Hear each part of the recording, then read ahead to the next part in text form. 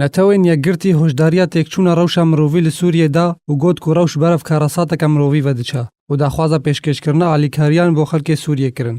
لە داخوایانیەکێ دەنەتەوەی یەکگرتی گوت و هینە پێویستیên مرۆڤی لە سووریێ بەدەست ناکەون و مەلیۆنان ji خەڵکێ سووریێ پێویستیە وان بە ئالیکاریên مرۆڤی یên bilez heye. Ji ber li ser tevaya astan rewşa mirovî li Sûriyê xirab bûye.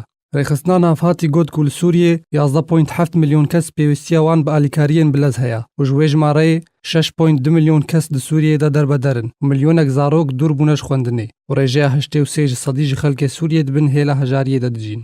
Mark Lowcock hevrêzkarê alîkariyên bilez û haletên awarte got zûtirîn dem de civaka navdewletî alîkariyan pêşkêşî xelkê Sûriyê neka wê demê destpêkirina karasateke mirovî li holê ye.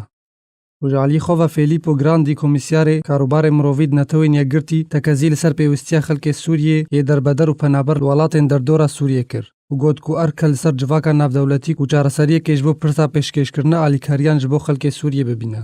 Herwiha Grandi got ku ji ber hejarî û nebûna pêwistiyên serekeyên jiyanê xelkê Sûriyê neçar dibin zarokên xwe ji xwendinê dûr bikin û di heman demê de di rojê de carên nanxwarinê li ser zarokên xwe kêm dikin da ku rastî nebûniya yekcarî nebin. û ji alî xwe ve Achim Steiner serokê programa netewên yekgirtî ya rûbirûbûna hejariyê got ku di Sûriyê hejarî roj bi roj geşe dike û ew hejarî civaka Sûriyê berev aqarekî nediyar vedibe û pêwîst e çareseriyek lezgîn were dîtin.